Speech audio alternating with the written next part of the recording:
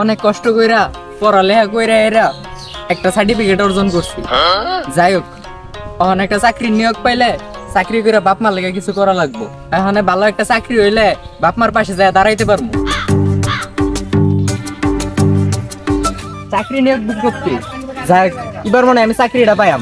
যাই ইন্টারভিউটা দিই। আসবো? হ্যাঁ আসো। বসবো স্যার? হ্যাঁ বসেন বসেন। তো আশরাফুল সাহেব আপনার বায়োডাটা দেন তো।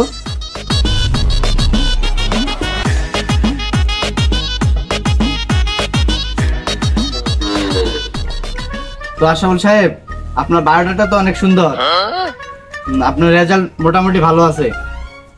হ্যাঁ স্যার। আচ্ছা স্যার। হ্যাঁ ওকে। আচ্ছা, তো আশরাফুল সাহেব আপনাকে পরে জানানো হবে চাকরির জন্য, এখন আপনি আসতে পারেন।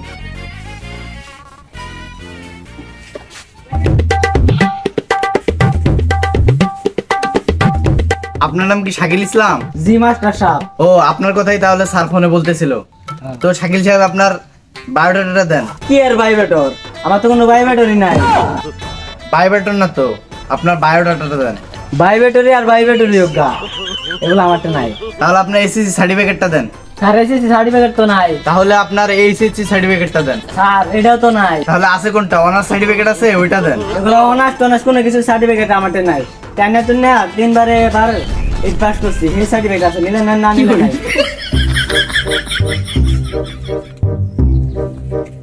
আপনার বায়োডাটার অবস্থা তো অনেক খারাপ, আপনি কি দেখে চাকরি করতে আসছেন? স্যার আমার তো কুড়া আছে, আমার দাদা আছেন একজন বীর মুক্তিযোদ্ধা।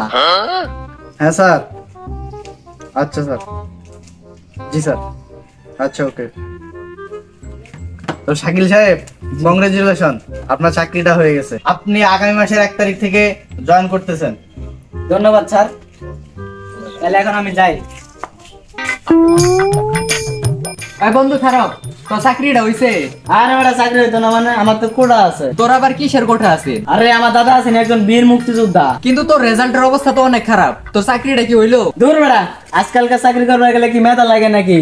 কিছু কুড়া আর কিছু মিঠা হইলি হয়ে জায়গা। চিনি যত বেশি দিবা মিষ্টি তত বেশি পাইবা।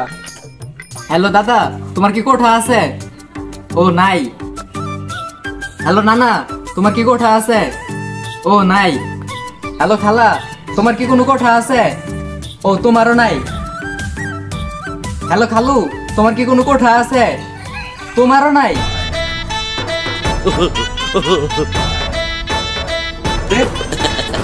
ভাই কি হয়েছে? আর কোয়েন না যে ভাই, এত কষ্ট করে পড়ালেখা করলাম একটা চাকরির লাগা, কিন্তু কোঠা ছাড়া চাকরি হইতেছে না। আরে ভাই এটা কোনো ব্যাপারই না, আপনার কতটি কুড়া লাগবে? সত্যি ভাই?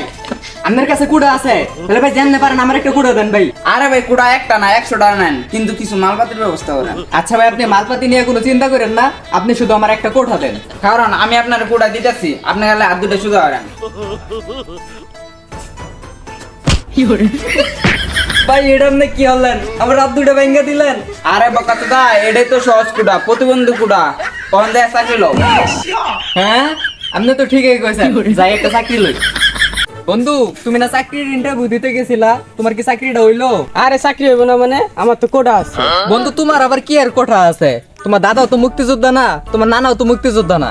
আরে বন্ধু প্রতিবন্ধী কোটা আছে। তোর তো হাত পাও দেখতেছি সবকিছু ঠিকঠাক আছে, তোর আবার প্রতিবন্ধী কোঠা হয় কেমনে? আরে বন্ধু বুঝো না, আমার তো এটা নাই। তার মানে বন্ধু তোমার হিজড়া কোঠা? আগে জানতাম না তো তুমি যে হিজড়া। আরে বন্ধু আগে তো ঠিকই আছিলাম, পরে চাকরি নিবার গেছি, কোটা ছাড়া তো চাকরি হয় না। তাইলে হিজড়া কোঠা তুমি পাইলা কেমনে? আরে বন্ধু একটা প্রেম করছিলাম, পরে তার ভাবিরে নিয়ে ডেটিং এ গেছি, পরে তার ভাবি টুনটুনি কাটতে এখন কোটা হয়েছে, চাকরি হয়েছে, সুন্দর চলতেছে।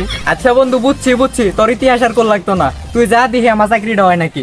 এই কোঠা জ্বালায় দেশটা জ্বললা পুরা সারখার।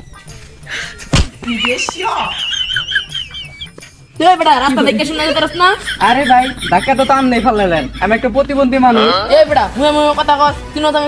দূর মিয়া, আপনি উপরে উঠতেছুন, আপনি কেডা ভাই কেডা? আমি কোঠার নাতি। কোঠার নাতি মানে? আমার নানা একজন বীর মুক্তিযোদ্ধা। হইছে ভাই, আমারই ভুল হইছে, আপনি এনতে চানগা। বন্ধ থাকুক লেখাপড়া, অন্ধ থাকুক জাতি, আগামীতে দেশ চালাবে মুক্তিযোদ্ধা জাতি।